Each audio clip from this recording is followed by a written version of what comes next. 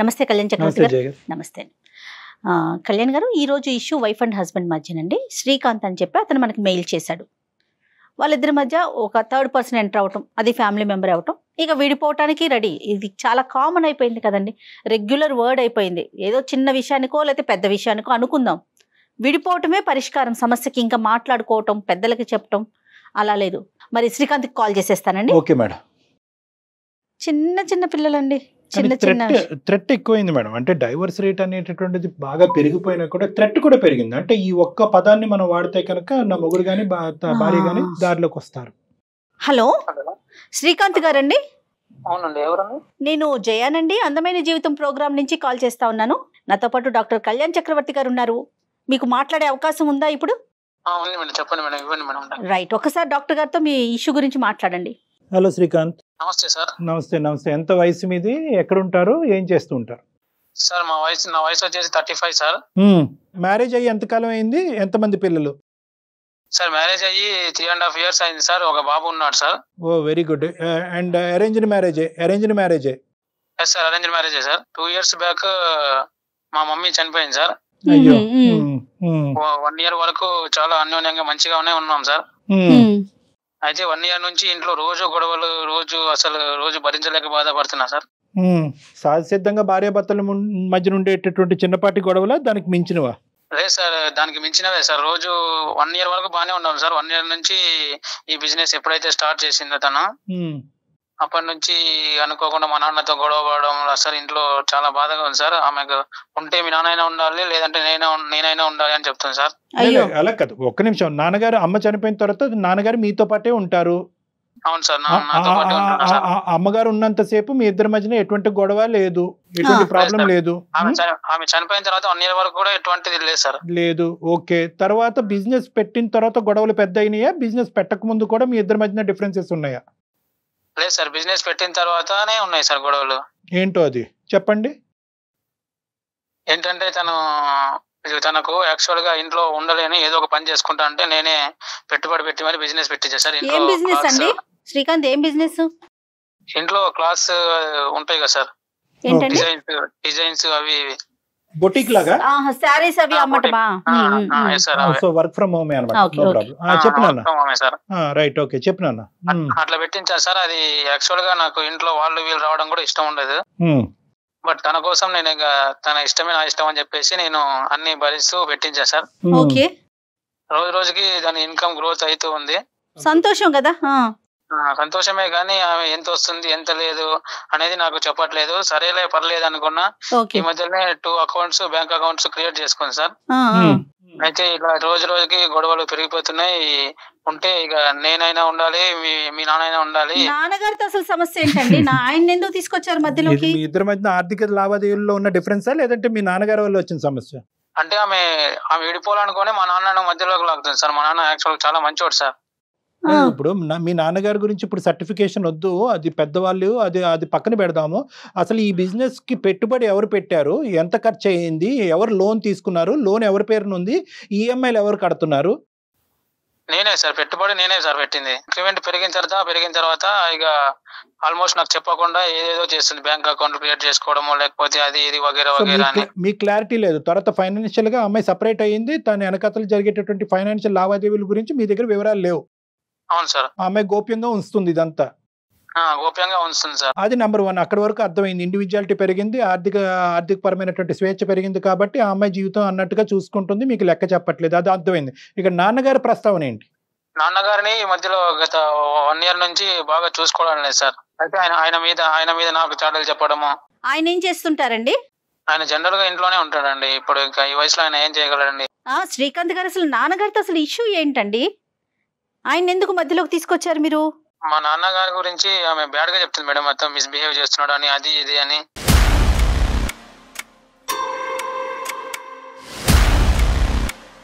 నాన్నగారి వయసు ఎంత? నాన్నగారు ఇదివరకు ఏం చేసేవారు, ఇప్పుడు ఏం చేస్తున్నారు? సార్ మా నాన్నగారు ఇంతకుముందు బిజినెస్ చేసుకునేవారు సార్. ఆయన వయసు ఇప్పుడు 62 ఉంది సార్. ఓకే. అయితే ఒక కొడుకు తండ్రి మీద ఎటువంటి అయితే వినకూడదు, ఆమె అటువంటి అపవాదాలు చేస్తుంది సార్ మా నాన్న మీద. అయ్యో. మిస్బిహేవ్ చేస్తుండని, ఇంకేదేదో చేస్తుండని. ఇవన్నీ ఎందుకు సార్? ఒకసారి ఆమెకు కాన్ఫరెన్స్ పెడతా, మీరే కొంచెం చెప్పండి సార్ అలా ఒకసారి. కదా అలా కదా ఆవిడకి డైరెక్ట్ గా అర్థమయ్యే ముందు అసలు నేను మీ నాన్నగారి విషయం మీద ఏంటో తెలియాలి మీ కదా. నాన్నగారి మీద మీరు ఇప్పుడుకొచ్చి పుట్టెరుగు ఏ కొడుకు ఏ కూతురు వినకున్నటువంటి ఒక అలిగేషన్ పడినప్పుడు దాన్ని కొద్దిగైనా వివరించడానికి ట్రై చేయండి. ఎందుకంటే ఇప్పుడు డైరెక్ట్ గా ఏం వాళ్ళ నాన్నగారిని ఇలా అన్నామని ఆవిడని అడగలేం. ఏం జరిగింది, ఏం విన్నది ఆ అమ్మాయి? నాన్నగారి వైపు నుంచి ఏమైనా కంప్లైంట్స్ ఉన్నాయండి ఆ అమ్మాయి మీద? నాన్నగారి వైపు నుంచి ఎటువంటి కంప్లైంట్స్ అయితే లేవు మేడం. మరి ఈ అమ్మాయి యాక్చువల్ గా ఆయన చెప్పడం వల్లే నేను ఆమెను, అంటే బాగుంది పలానా అయితే మన ఫ్యామిలీ గ్రోత్ బాగుంటది అది అని చెప్పడం వల్లే మంచిదని నేను పెళ్లి చేసుకున్నానండి. అప్పుడు ఆయన లాంటి మంచి వ్యక్తి ప్రపంచంలో ఎవరు దొరకడండి యాక్చువల్ గా. అటువంటి ఆయన మీద ఆమె నిందలు వేస్తుందంటే నాకు అసలు ఇంకా వద్దులేండి. ఇంకా అలా కాదు శ్రీకాంత్, బేసికలీ ఏంటంటే మీ నాన్నగారిని ఇక్కడ కించపరిచి నాన్నగారి యొక్క ప్రస్తావన ఇక్కడ తీసుకొచ్చి ఇక్కడ ఈ వేదిక మీద మాట్లాడే ఉద్దేశం నాది కాదు. కానీ at the end of the day అక్కడ ఏం జరిగింది అనేటటువంటి వాస్తవాలు కొంతవరకన్నా మీకు అర్థమైనయా? ఏమై ఇలా అలిగేషన్ చేస్తున్నాం మా తండ్రి మీద, ఇదేంటి తప్పు కాదా అనేటటువంటి విధంగా అమ్మాయి దగ్గర నుంచి ఏమైనా వివరాలు తీసుకున్నారా? ఆ వివరాలు ఏమైనా ఉంటే మాకు చెప్పండి. ఆమె వినేదంటే ఆమె ఎప్పుడు ఏదో ఒకటి కావాలనే ఉంటాడు, ఈ మధ్యలో చేయి పట్టుకున్నాడు అది ఇది అని బ్యాడ్ ఎలిగేషన్స్ చేస్తుంది సార్.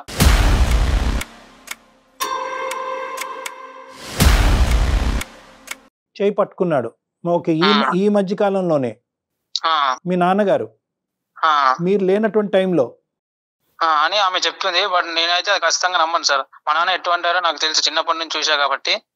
కరెక్టే, మీ నాన్నగారి గురించి మీరు సర్టిఫికెట్ ఇవ్వడంలో తప్పులేదు. కానీ నాన్నగారిని ఏమన్నా అడిగారా? నాన్నగా ఇలా చెప్తుందా అమ్మాయి, ఇటువంటి పరిస్థితి ఏమన్నా ఏర్పడిందా, లేదంటే ఆ అమ్మాయి ఏమన్నా ఆ విధంగా మీరేమీ చేయకుండానే అలా ఫీల్ అవుతుందని అడిగారా? సార్ ఎట్లా మాట్లాడుతున్నారు సార్? ఎట్లా అడుగుతారు సార్ అట్లా? రైట్, ఓకే, సరే. ఆ విషయం డైరెక్ట్ గా అడగలేరు కదా. ఆఫ్ కోర్స్ ఏ కొడుకు వెళ్ళి తండ్రిని ఏమన్నా నా భార్య చేయి నువ్వు పట్టుకున్నావు అని అడగడు. బట్ కానీ at the end of the day ఈరోజు మీరు దూరం అయ్యి మీరు విడిపోయేటటువంటి పరిస్థితి వచ్చినప్పుడు ఆ అమ్మాయికి ఇలాంటి అలిగేషన్స్ వేసేటటువంటి భయంకరమైన అలిగేషన్స్ వేసేటటువంటి మనస్తత్వం అన్నది ముందు నుంచి ఉందా, లేదా ఈ అమ్మాయికి ఈ మధ్య కాలంలో ఈ ఫైనాన్షియల్ డిస్టర్బెన్సెస్ ఇవన్నీ రావటంలో మీ ఇద్దరి మధ్యన డిఫరెన్సెస్ పెరగటంలో ఈ కారణాన్ని చూపెట్టి, ఇంత దారుణమైనటువంటి కారణాన్ని చూపెట్టి విడిపోయేటటువంటి ఆలోచన అమ్మాయికి వచ్చిందా?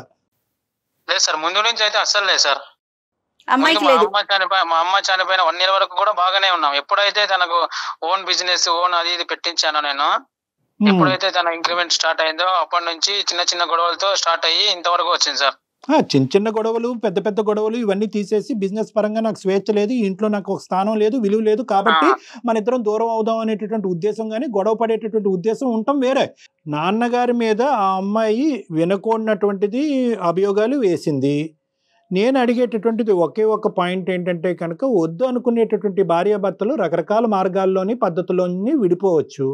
కేవలం మీ తండ్రి గారి మీదే ఒక అలిగేషన్ వేసి అతని మీద వేలెత్తి చూపెట్టి భార్య పోగొట్టుకున్న ఆ పెద్ద మనిషి పరువు తీసి ఇంట్లోంచి వెళ్ళవలసినటువంటి అవసరం ఏముంది ఇక్కడ? అంటే ఆ అమ్మాయి టార్గెట్ ఏంటి అసలు? సార్ నేను ఆమె పెళ్లి చేసుకున్న తర్వాత కలిసి వచ్చిందనే ఉద్దేశంతో ఒక ప్రాపర్టీ కొన్నాను సార్ మొదట్లో. ఓకే, అది ఆమె పేరు మీదే కొన్నాను సార్, 50 lakhs పెట్టి అప్పట్లో. ఇప్పుడు దాని వర్త్ వచ్చేసి 2 crores అయింది సార్. సంతోషం అండి. ఓకే, అమ్మాయి పేరు అమ్మాయి పేరు. ఇప్పుడు ఎవరైతే ఏమి కళ్యాణ్ గారు, ఇప్పుడు వైఫ్ అండ్ హస్బెండే కదా. ఇప్పుడు అక్కడే లాజిక్, ఇప్పుడు అదే ఫైట్. చెప్పు నాన్న, తర్వాత ఏమైంది? పెట్టిన తర్వాత ఆమెకు బిహేవియర్ మారుతూ వచ్చింది సార్. ఈ విషయం తెలుసుకొని ఆమె అంటే ఇంకేంటి, ఆ ప్రాపర్టీ తీసుకుని ఆవిడ ఇంక ఉడాయిద్దామనే ఉద్దేశమా? ఏమంటున్నారు మీరు? అదే ఉద్దేశమా మరి లేకపోతే ఇంకేదైనా ఉందనేది ఇంకా మీరు కనుక్కోవాలి సార్. యాక్చువల్ గా మా నాన్న కూడా చాలా బాధపడుతున్నాడు. నాన్న బాధపడుతున్నాడు, కానీ నాన్న ప్రస్తావన తీసుకొచ్చి నాన్నని వంకర టెంకర్ గా చూపెడుతూ ఈ అమ్మాయి బయటపడాలనే ఉద్దేశం ఎందుకు వచ్చింది? నువ్వు ఆ అమ్మాయి పేరుని ఆస్తి పెట్టావు, నాన్నకు అది నచ్చలేదా? ఎరే ఏట్రా రే, నువ్వు నీ పేరుని పెట్టుకోకుండా మీ పెళ్ళం పేరుని పెడితే పెళ్ళానికి కొమ్ములు వస్తాయని చెప్పి నాన్న ఏమన్నా అన్నాడా? ఈ అమ్మాయితో డైరెక్ట్ గా అన్నాడా, లేదంటే మీతో గానీ ఏమన్నా అన్నాడా? అది నా అనుమానం. లేదు సార్, నాతోనే ఆయన చాలా బాధపడుతూ, అంటే అన్ని ఆమె పేరు మీద ఎందుకు పెట్టావరా, నువ్వు చూసుకోవచ్చు కదా, మీ ఇద్దరు గొడవలకి మళ్ళా నేను వస్తే బాగోదు, ఎందుకు ఆమె కిరీటం తగిలిస్తున్నావు. ఓకే, నాన్నకు నచ్చలేదు అది. ఇప్పుడు అంటే ఎప్పుడు ఎలా ఉండాలో తెలియదు కదా అమ్మాయిలు, జర చూసుకో నువ్వు కూడా అది ఇది అని అన్నాడు సార్ ఆయన. అంటే ఆమెతో అనలేదు, నాకు నచ్చ చెప్పుకున్నాడు ఒక తండ్రిగా. తండ్రిగా చెప్పుకున్నాడు. అవును అవును అవును. ఎందుకంటే ఆయన ఎందుకు చెప్పుకోవాల్సి వచ్చింది అంటే ఆమె ఈ మధ్యలో తనతో పాటు అంటే మంచిగా ఉండలేదు కాబట్టి, అదేలే అది ఇది గొడవలు అవుతున్నాయి మా మధ్యలో కాబట్టి ఒక తండ్రిగా తనకు ఆ టెన్షన్ ఉంటది కదా సార్. లేదు ఇక ఆయన ఉంటే ఆయన ఉండాలి లేదా నేనైనా ఉండాలి, అది ఇది అని రోజు గొడవ అవుతుంది సార్ మాకు. మీరు ఈ విషయంలో ఏదైనా కేర్ తీసుకొని ఆమెకు చెప్తారేమో అని మీకు మెయిల్ చేసేసాను. ఇప్పుడు ఎలా ఉందంటే ఇప్పుడు నీ సమస్య చాలా జటిలమైనటువంటి చాలా పెద్ద సమస్య. ఎందుకంటే కనుక ఇక్కడ మీ తండ్రి గారి మీదే అలిగేషన్ వచ్చింది. ఫైనాన్షియల్ ఇష్యూస్ డిక్లేర్ చేయకపోవటం అనేటువంటిది మేము మేము ఇది చాలా విన్నాం. సో అది పెద్ద ఇష్యూ కాదు. ఈ రోజు మీ తండ్రి గారి మీద పడినటువంటి మచ్చని మనం ఈ రోజు ఆ అమ్మాయి నోటు వెంట క్లారిటీ తీసుకోవటం అనేది చాలా ఇంపార్టెంట్. మీ ఇష్యూ చాలా జటిలమైనది అయినా కూడా మీరు చెప్పే దాంట్లో చాలా టెన్షన్ పడిపోతున్నారు. కాబట్టి అట్లీస్ట్ ఆ అమ్మాయి కాన్ఫరెన్స్ కాల్ కలిపితే కనుక ఆమె ఏమైనా క్లారిటీ ఇస్తుందేమో చూద్దాం. ఒకసారి ఫోన్ కాల్ కలపండి.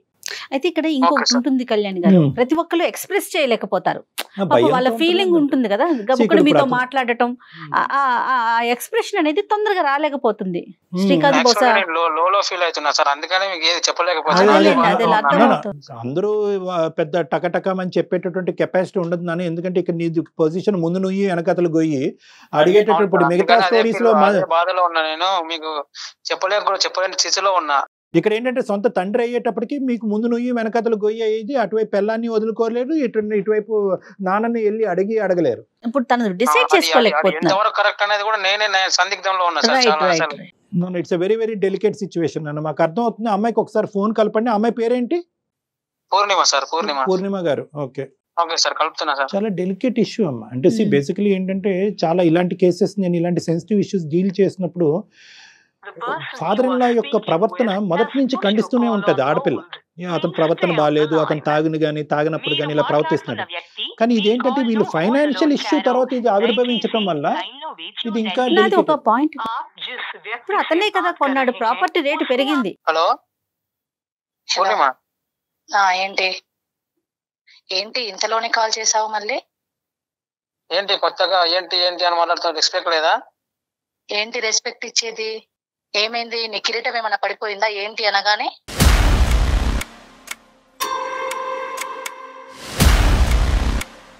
అవును, నా కిరీటం తీసి నీకు పెట్టినందుకే కదా నువ్వు ఇట్లా మాట్లాడుతున్నావు ఈ రోజు. ఏం మాట్లాడుతున్నాను నేను? ఎందుకు కాల్ చేసావు చెప్పు. ఎందుకు కాల్ చేసావు అంటే మనం రోజు గొడవ పడుతున్నాం కదా, దాని గురించి కాల్ చేశాను నేను. మాట్లాడుతున్నా. దేని గురించి గొడవ అవుతుంది నీకు తెలియాలి కదా. అది చేస్తుంది నువ్వు అయితే నేనేం చెప్తా? నేనేం చేశాను గొడవ? ఏదైనా రెండు చేతులు కలవంది చప్పట్లు మోగవు, అర్థమైందా? అవును, ఇప్పుడు ఆ చప్పట్లు మోగి ఊరంతా వినిపిస్తున్నావు కదా, మరి ఇంట్లో బయట ఊరంతా నేను గొడవలు వినిపిస్తున్నావు కదా రోజు. అందుకని సాల్వ్ చేసుకుందాం ఏదో ఒకటి అని చెప్పేసి నేను కళ్యాణ్ చక్రవర్తి గారికి కాల్ చేశాను. ఒకసారి మాట్లాడు వాళ్ళతోనే. ఏం మాట్లాడాలి? ఆయనతో ఏం మాట్లాడాలి నేను? పూర్ణిమ గారు నమస్తే అండి. ఆయన ఎవరు చెప్పడానికి? పూర్ణిమ గారు అతను సరిగ్గా మమ్మల్ని ఇంట్రడ్యూస్ చేయలేదు, సారీ. పూర్ణిమ గారు నమస్తే, నా పేరు డాక్టర్ కళ్యాణ్ చక్రవర్తి అండి. నేను అందమైన జీవితం, సుమన్ టీవీ అందమైన జీవితం నుంచి మీకు ఈ కార్యక్రమం గురించి మీకు తెలిసే ఉంటుంది, దాని నుంచి నేను మాట్లాడుతున్నాను. చాలా ఈమెయిల్స్ రాగా ఈరోజు ఇతని యొక్క సిచ్యువేషన్ చాలా సంక్లిష్టంగా అనిపించి, చాలా బాధాకరంగా అనిపించి, ఇది ఇమీడియట్గా దీనికి రిజాల్వ్ చేయకపోతే చాలా ఉపద్రవం వచ్చే పరిస్థితి ఉందని చెప్పి ఇది సెలెక్ట్ చేసుకుని జయ గారు ప్రత్యేకంగా దీనికి కాల్ చేయడం జరిగింది. ఇందులో భాగంగా ఏంటంటే మీ ఇద్దరి మధ్యన జరిగినటువంటి గొడవలు సంభాషణలు కొంతవరకు చెప్పినా కూడా అతని యాంగ్జైటీ వల్ల పూర్తిగా వివరించలేకపోయారు. కాబట్టి నేనే ఏమన్నానంటే ఒకసారి పూర్ణిమ గారికి కలపండి, దానివల్ల మనకి ఈ బాధ అనేది ఇంకా బాగా అర్థం అవుతుందని చెప్పడం జరిగింది. మీకు కొద్దిగా సమయం ఉంటే కనుక మాతో కాసేపు సంభాషిస్తే బాగుంటుందని. ఏం మాట్లాడతానండి? ఏం మాట్లాడాలి? ఇంట్లో ఉన్న సమస్యలు తీసుకుపోయి రోడ్ల మీద పడేస్తూ ఉంటే ఏం మాట్లాడతారండి మీతో? పూర్ణిమ గారు చెప్పండి సార్. సారీ అమ్మా, మీకేంటంటే ఇలాగా సర్ప్రైజ్ ఇచ్చి షాక్ ఇవ్వటం అనేటటువంటి మా ఉద్దేశం కాదు. దానికంటే ముందు ఏంటంటే మీ పరువు తీసేటటువంటి ఉద్దేశం, ఆలోచన అస్సలే కాదు. ఇక్కడ ఏంటంటే నేను ఇందాకే చెప్పాను, నీ వల్ల నేను సఫర్ అయిపోయి నేను చేయాలి పని, కానీ నువ్వు చేయడం ఏంటి? అది కరెక్టే అయ్యి ఉండొచ్చు. అవును, నన్ను రోడ్డు మీద పాలు చేస్తావా? 10 మందికి తెలిసేలా చేస్తావా? ఎప్పుడు అలా అనుకుంటే ఎప్పుడు బయటకి గంటేసాను. నేను ఎప్పుడైతే మా నాన్న గురించి ఫ్యామిలీ గురించి కాబట్టి నువ్వు బయటకి గెంటేస్తే నేనేమన్నా చేతులు ముడుచుకొని కూర్చున్నాను అనుకుంటున్నావా? శ్రీకాంత్ గారు అండ్ పూర్ణిమ గారు ఒక్క నిమిషం అండి, కొంచెం మా మాట వినండి. అమ్మ పూర్ణిమ మీ గారు, ఇద్దరి మధ్య ఉన్న గ్యాప్ తగ్గించే ఉద్దేశంలో మేము మాట్లాడుతున్నాం తప్ప ఎవరికి వాళ్ళు మీరే డిసైడ్ అయిపోతే ఇంకా మా దాకా ఎందుకంటే. శ్రీకాంత్ నాకు అర్థం కావట్లేదు, నువ్వు మెడ పట్టుకుని గెంటేసేటట్టు అయితే మాకు ఫోన్ చేయటం ఎందుకు చెప్పండి, మెయిల్ చేయటం ఎందుకు? ఫోన్ కాల్ ఎందుకు చెప్పు. సార్ మరి ఆమె ఎట్లా మాట్లాడుతుంది సార్, చూస్తున్నారు కదా. పాయింట్ ఆఫ్ వ్యూ అనేటటువంటిది ఇప్పుడు వచ్చి వివరంగా చెప్పలేదు. ఆ అమ్మాయి బేసిక్ ఒక చోట ఆగిపోయింది. ఎందుకు ఇది బహిర్గతం చేసో నలుగురికి కెమెరా ద్వారా తెలియపరచవలసినటువంటి అవసరం ఏంటంటే ఆ అమ్మాయికి ఫస్ట్ మనం కాన్ఫిడెన్స్ ఇవ్వాల్సినటువంటి అవసరం ఉంది. పూర్ణిమ గారు దయచేసి ఇక్కడ ఏదో పరువు తీసేటటువంటి కార్యక్రమం మేము పెట్టుకోలేదు. మీ ఇద్దరు సమస్య జటిలమయ్యి ఆ పిల్లోడు రేపొద్దున తల్లిదండ్రులు విడిపోయేటటువంటి పరిస్థితిని చూసే అవకాశం ఉంది కాబట్టి నెంబర్ 1. నెంబర్ 2 ఏంటంటే కేవలం మీరు విడిపోయేటటువంటి పరిస్థితి కాకుండా ఇక్కడ ఏంటంటే నేను శ్రీకాంత్ ద్వారా విన్నది ఏంటంటే మీ ఫాదర్ ఇన్ లా మీద కూడా మీకు ఒక దురాభిప్రాయం ఉంది, అతని మీద ఒక అలిగేషన్ ఉంది అని అంటున్నారు. 3, ఈరోజు మీరేంటంటే భార్య చనిపోయినటువంటి ఆ పెద్ద ఆయన్ని ఈరోజు ఇంట్లోంచి బయటకు వెళ్తేనే మన ఇద్దరం కలిసి ఉండటం అనేటటువంటి ప్రస్తావన కూడా వచ్చింది. సో ఇంత భయంకరమైనటువంటి సిచ్యువేషన్లో పరువు తీసేటటువంటి అంశం తీసి పక్కన పెట్టి ఈ ప్రాబ్లంకి మాలాంటి వాళ్ళు ఉంటే రిజల్యూషన్ వస్తుంది అనే నమ్మకం నాకు ఉండటం వల్లే మీకు కాల్ చేయడం జరిగింది, శ్రీకాంత్తో మాట్లాడటం జరిగింది. దయచేసి అర్థం చేసుకోండి. ఆ ఆస్పెక్ట్ తీసి పక్కన పెట్టేసండి. అసలు శ్రీకాంత్తో కానీ మీ ఫాదర్ ఇన్ లాతో కానీ మీకు ఏంటి సమస్య అన్నది చెప్పండి. మీరు బిజినెస్ నడుపుకుంటున్నారు, దానికి అతను కాంట్రిబ్యూట్ చేశాడు, ఇప్పుడు ప్రాబ్లం ఎక్కడ వచ్చిందో చెప్పండి. ప్రాబ్లమ్స్ క్రియేట్ చేసింది ఆయననే కదండి, ఆయన అడగండి ఏం చేస్తున్నారో. అమ్మ అతను చెప్పాడమ్మా, ఎలా ఉంది అతను ఈ రోజు నా పళ్ళు ఊడేలా కొట్టేంత దాకా వచ్చారు అంటే ఏంటన్నట్టు ఉద్దేశము? నేను ఎలా కనబడుతున్నాను ఆయనకి? తండ్రి మాటలు కొట్టుకొని ఈ రోజు నన్ను ఈ స్థితికి తీసుకొచ్చాడు అంటే ఫస్ట్ లో చూపించిన ప్రేమ ఇప్పుడు ఏమైపోయింది? ఇష్యూ ఏంటి అసలు? సమస్య ఎక్కడ మొదలైంది? సమస్య ఏం చెప్పాలండి, నా ప్రాబ్లమ్స్ ఏమని చెప్పాలి? చెప్పుకుంటే సిగ్గుపోతుందండి, చెప్పుకోకపోతే ప్రాణం పోతుంది అనుకొని నాలో నేనే కుంగిపోతున్నాను నేను. అదేలేండి. నువ్వు ఒక తండ్రి మాటలు పట్టుకుని ఈ రోజు పెళ్ళాన్ని కొడుతున్నావు అంటే రేపు నిన్ను జీవితాంతం చూసుకునేది నీ తండ్రా పెళ్ళామా? భర్తే ప్రాణం అనుకోని అందరినీ వదిలేసేసి భర్త వెంబడి వస్తదండి ఒక ఆడపిల్ల. కరెక్ట్ అండి, కరెక్ట్. అంతేకాని ఒక ఆడపిల్ల వచ్చిన తర్వాత నువ్వు ఓకే చూసుకున్నావు, ప్రేమగా చూసుకున్నావు, పర్వాలేదు. నేను అడిగాను, బిజినెస్ పెట్టించావు, నాకు డిస్టర్బెన్స్ గా ఉంది మైండ్, నేను కొంచెం నా టాలెంట్ నాకు ఉంది, నేను బిజినెస్ చేసుకుంటాను, నేను ఏ విధంగానైనా మంచి సక్సెస్ అవుతాను అని అనుకుని నేను అడిగాను. దానికి కూడా ఓకే అన్నావు. మరి ఈ మధ్యలో ఎందుకు ఇవన్నీ గొడవలు వస్తున్నాయి? మనం సంపాదించేది, నువ్వు సంపాదించింది ఫ్యామిలీ కోసమే, నేను సంపాదించేది ఫ్యామిలీ కోసమే. అంతేకాని ఇవన్నీ గొడవల మధ్యలో ఎందుకు? చెప్పుడు మాటలు ఎందుకు వింటున్నావు ఫస్ట్? కాదు పూర్ణిమ గారు, ఆ చెప్పుడు మాటలు ఏంటి అన్నది మాకు చెప్పండి ప్లీజ్. అతను చెప్పలేకపోతున్నాడు. ఏంటి ఆ చెప్పుడు మాటలు? ఏం చెప్తున్నాడు ఇతనికి? తీసుకొచ్చినోడు చెప్పుడు మాటలు ఏం వింటున్నాడు, ఏ విధంగా ప్రవర్తిస్తున్నాడో చెప్పడా? అతను చెప్పడా అండి? సరే అతను అంటే పూర్ణిమ గారు కాదు, ఒక సమస్య వచ్చినప్పుడు ఎవరో ఒకరు ముందడుగు వేయాలి కదా. తండ్రి కొడుకులు ఇద్దరు కలిసి నా మీద కుట్ర పన్నుతున్నారు. ఈ రోజు తండ్రి వాళ్ళిద్దరు మాట్లాడిన మాటలు నేను విన్నానండి. నీ పెళ్ళాం మీద ఎందుకురా నువ్వు 1.5 కోటి పెట్టేసేసి ఆవిడ పేరు మీద ఎందుకు ల్యాండ్ కొన్నావు అని అంటాడా? ఎవడైనా తండ్రి అంటాడా? మీరు విన్నారా అండి? మీరు విన్నారా? నేను విన్నాను. ఎందుకురా దానికి అంతగనం పెట్టేసి నువ్వు దాన్ని నెత్తి మీదకి ఎక్కించుకున్నావు? ఈ పాటికి మన ఇద్దరిని చూడట్లేదు అంటే నా మీదనే మీరు కుట్రలు పన్నుతున్నారు. నేను ఎలా చూడాలి మిమ్మల్ని?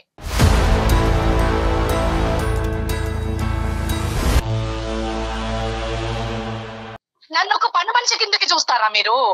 నేను నా పెళ్ళైనాక అత్త చనిపోయింది సంవత్సరం అయినాక నా అత్త చనిపోతే నా తండ్రి అనుకోని అన్ని సేవలు చేసుకుంటూ అంత బాగా చూసుకుంటూ ఈ రోజు నా వెనకాల మీరు గోతులు తవ్వుతారా? కాదండి పూర్ణిమ గారు, ఇది ఒక్క అంశమేనా? ఇంకా మీరు ఏమన్నా అంటే ఫేస్ చేస్తారు? మీరు ఏమన్నా ఇబ్బంది పడిన అంశాలు ఉన్నాయా? మీరు బాధపడిన అంశాలు? పడ్డానండి, నేను ఇబ్బంది పడ్డాను, చాలా ఇబ్బంది పడుతూనే ఉన్నాను. అయినా ఆ మనిషి వినట్లేదు, నమ్మడం లేదండి. నేను బిజినెస్ చేస్తున్నాను మేడం, నేను బిజినెస్ చేస్తున్నాక నా కస్టమర్స్ అక్కడికి వచ్చినప్పుడు ఈ మనిషి అక్కడ బిజినెస్ చేస్తున్న టైంలో అక్కడ నా ఎదురుగా కూర్చోవాల్సిన అవసరం ఏముందండి?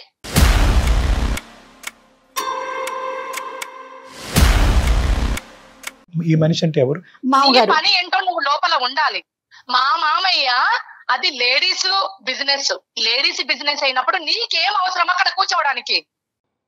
సరే, ఓకే. కస్టమర్స్ వచ్చే మూమెంట్ కి నేను లోపల ఉన్నాను. అది ఇంట్లోనే ఉంది కాబట్టి ఆయన ఉంటాడు. ఉంటాడు. ఎక్కడ ఉంటాడు? లోపల ఉండాలి. లోపల ఉండాలి. ఒక నిమిషం అండి శ్రీకాంత్ గారు, మీరు ఉండండి ప్లీజ్. నీ తండ్రి ఏ విధంగా బిహేవ్ చేస్తున్నాడో ఇప్పుడు చెప్తాను. చెప్పండి. నేను ఇన్ని రోజులు ఆయన ఒక తండ్రిగా భావిస్తే నువ్వు ఆయనకు నచ్చ చెప్తావు. ఆయన తండ్రిగా భావించప్పటికీ నేను ఈ రోజు ఇక్కడ ఇలా ఉన్నాను. లేదంటే ఇవన్నీ గొడవలు కూడా రావు మనకు. కాదు, letter Srikanth, letter complete all the points. ఇప్పుడు ఆవిడ ఏంటంటే ఒకటేంటంటే కనుక ఆవిడ ఆడవాళ్ళు. చెప్పండి అమ్మా, చెప్పండి. అందుకే ఈ మనిషి ఇలాంటోడని చెప్పేసేసి నాకు అవసరమే లేదనుకుని అయ్యో అట్లా కాదు కాదు. ఇంకేంటండి, ఇంకేం ఇష్యూస్ ఫేస్ చేస్తారు? కస్టమర్లు వచ్చినప్పుడు నీకేం అవసరం అక్కడ ఉండడానికి? ఓకే, నీ పని ఏంటో నువ్వు లోపల చూసుకోవాలి. నేను లోపల నుంచి బయటకు వచ్చే లోపల వాళ్ళతో నువ్వు మిస్బిహేవ్ చేస్తావా?